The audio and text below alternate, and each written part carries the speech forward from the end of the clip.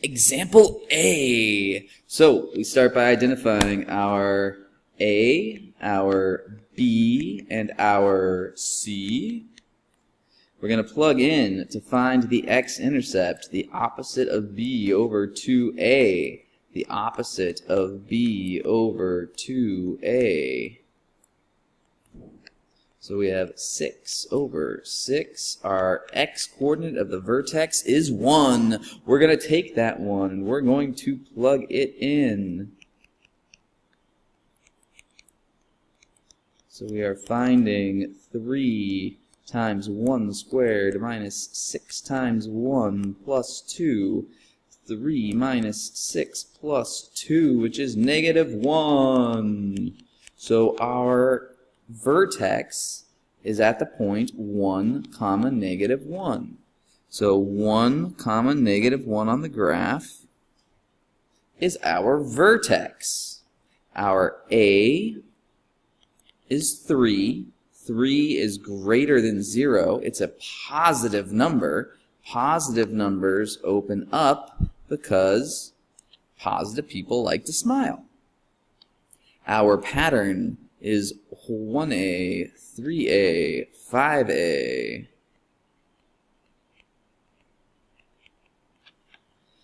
Our A is 3, so 1 times 3, 3 times 3, 5 times 3. Our pattern is 3, 9, 15. So we're going to go over 1 and up 3 from our vertex. So that is over 1 and up 3. So there is our next point. If we go over 1 and up 9, we will be off of our 10 by 10 grid. So we're not going to put that point in.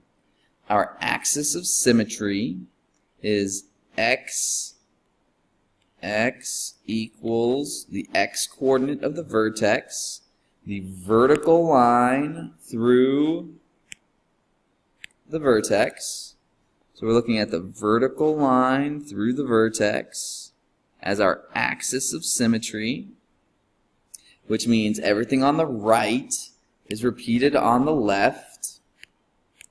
So our point 2, 2 gets reflected over and becomes the point 0, 2. Since we open up from our vertex, we're going to have a minimum value. It actually takes less muscles in your face to smile and be happy than it does to frown and be sad. So you're using a minimum number of muscles to smile. Minimum. My spelling might be off there, I'm sorry. Minimum. Our y-intercept, if we let x be 0, we can already see it on the graph. It should be 2. So just to double check, we're going to let x equal 0. So our y, plugging 0 in for the x's, 0 squared minus 6 times 0 plus 2 is indeed y equals 2.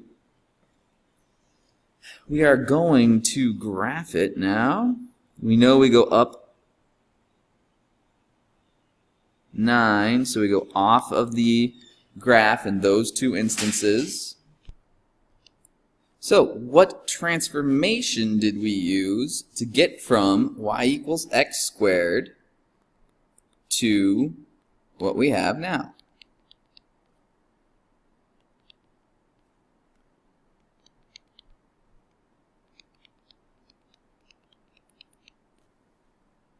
So that's what we want to think about.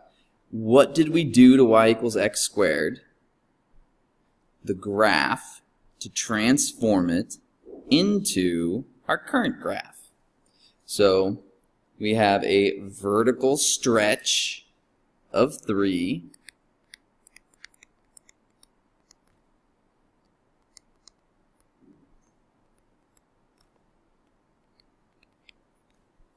And then we shifted it horizontally 1.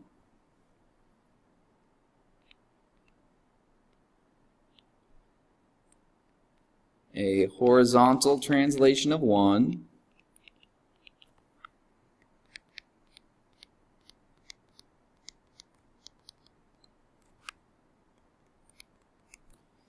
and a vertical translation down 1.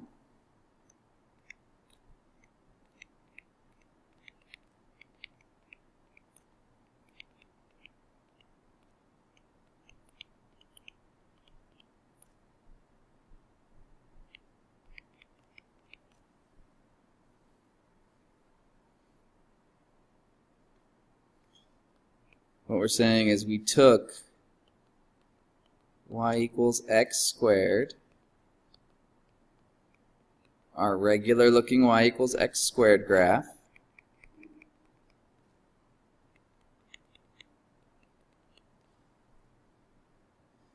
we stretched it up 3,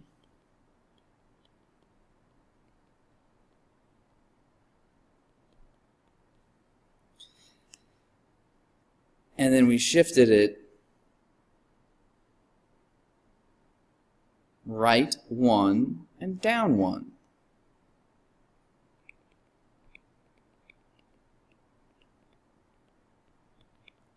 To get the graph that we see to the left.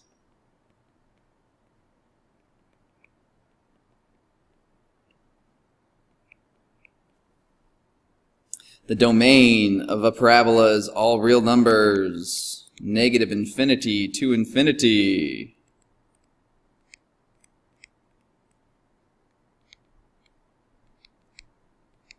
The range here are y values. We go from -1 up. So our y has to be greater than or equal to -1.